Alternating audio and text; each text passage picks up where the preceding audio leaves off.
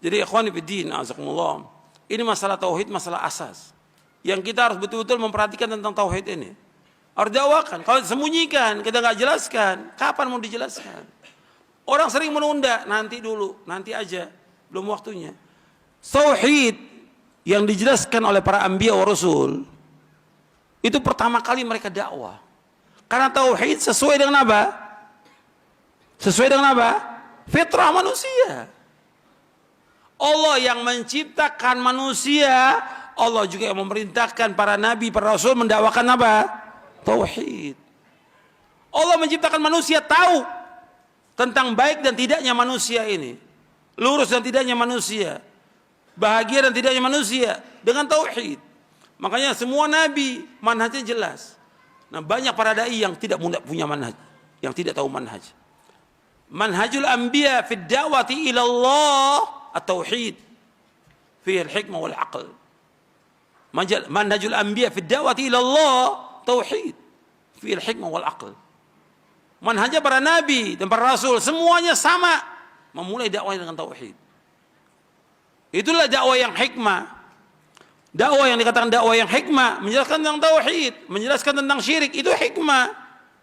Dianggap oleh sebagian masyarakat dakwah tauhid dakwah apa? Keras, tidak hikmah. Lantas yang hikmah bagaimana? Mengikuti masyarakat. La haula wala quwwata illa billah. Ya rusak agama ini. Masyarakat awam nggak punya ilmu. Tadi saya sebutkan sifat manusia apa? Bodoh. Kok ngikuti orang bodoh? Dia dikasih sama Allah sedikit ilmu, sampaikan ilmu itu kepada manusia. Jelaskan. Susah memang. Banyak cemoohan, harus sabar. Daripada Allah sebutkan, fama asbarahum 'alan nar. Kok mereka sabar dengan masuk neraka? Mendingan sabar di dunia dengan celaan, cacian, tetap untuk memperjuangkan tauhid. Daripada nanti dimasukkan ke dalam neraka. Berapa tahun dimasukkan neraka? Jutaan tahun. Kok sabar? Nggak sabar 60 tahun dakwah ini nggak sabar. Celaan, cacian, makian dihalangi dakwah ini. Masjid dihalangi, jalan terus dakwah. Nggak boleh berhenti dakwah ini. Ini dakwah benar, sesuai dengan fitrah manusia. Orang betul akan memadamkan cahaya ini, tapi Allah, orang akan memadamkan cahaya ini, tapi Allah akan tetap menghidupkan dakwah ini. Nggak boleh berhenti, nggak boleh takut pada manusia. Allah sebutkan wala yakhafuna laumata laim. Mereka nggak takut celaan orang mencela. Orang celah nggak ada masalah mencela. Celaan manusia nggak akan merendahkan diri kita di sisi Allah Taala. Dan pujian manusia nggak akan mengangkat derajat kita di sisi Allah Taala. Itu harus ingat itu. Prinsip dalam hidup kita, celaan manusia, orang celah kita nggak akan merendahkan diri kita di sisi Allah Taala. Karena kedudukan kita tergantung dari iman kita, takwa kita kepada Allah, amal soleh kita. Pujian manusia, banyak orang muji kita, nggak akan mengangkat derajat kita di sisi Allah. Karena Allah akan melihat apa? Tentang imannya dia, ikhlasnya dia, ilmunya dia, amal solehnya Allah lihat ya gimana.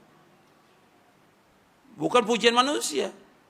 Tapi dakwah ini harus jalan. Makanya antum lihat, para nabi dan para rasul dipuji atau dicela oleh umatnya?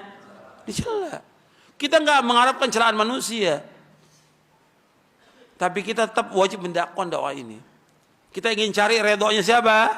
Allah, bukan redhonya manusia. Nabi Muhammad SAW ketika Nabi belum mendakwakan dakwah tauhid, dipuji nggak Nabi? Dipuji, disanjung. Tapi ketika Nabi mendakwakan dakwah tauhid, dicela Nabi, dihina, diejek, dilecehkan, dilempari dengan batu, sahabatnya disiksa, sampai ada di antara mereka yang dibunuh. Kenapa? Tauhid. Bukan mempertahankan segala macam, bukan.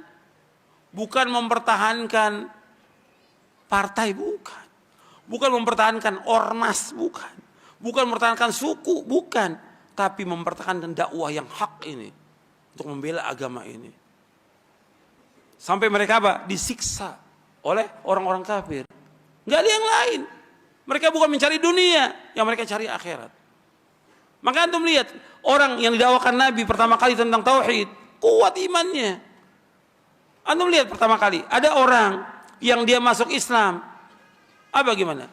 Enggak seperti sekarang orang puluhan tahun Islam tapi takut dalam mendakwakan dakwah tauhid.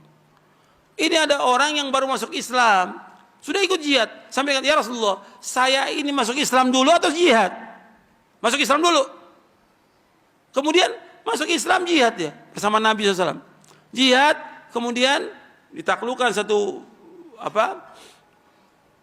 benteng dari orang-orang Yahudi, kemudian dibagi dia. Dibagi apa? Ghanimah. Ketika dia terima ghanimah, bukan ini yang saya harapkan. Ini orang pertama kali baru masuk Islam. Bukan ini yang saya harapkan. Yang saya harapkan, saya dipanah di sini, kemudian saya syahid, saya masuk surga. Tahu tujuan hidupnya itu, baru masuk Islam. Orang Islam yang sekian lama nggak tahu tujuan hidupnya kemana. Orang Islam harus tahu bahwa tujuan hidupnya jannah, surga yang dia tuju. Makanya dia terus maju lagi, kata Nabi, mudah-mudahan benar apa yang dia ucapkan. Maju lagi ke medan perang, betul, terpanah di sini, syahid. Aku akan jadi saksi di hari kiamat, kata Nabi SAW. Dia beramal sedikit, tapi paham dia tentang tauhid. Yang mendorong dia untuk mati syahid, iman dia kepada Allah Taala. Dan iman dia bahwa sesudah dunia ini ada yaumul akhir, ada sorga, ada neraka. Yang diharapkan sorga. Mudah-mudahan yang saya sampaikan bermanfaat. Kurang lebihnya saya mohon maaf. Wassalamualaikum Muhammadin SAW. Subhanakallahumma bihamdik. Asyhadu an la ilaha illa anta astaghfiruka wa atubu ilaik. Assalamualaikum warahmatullahi wabarakatuh.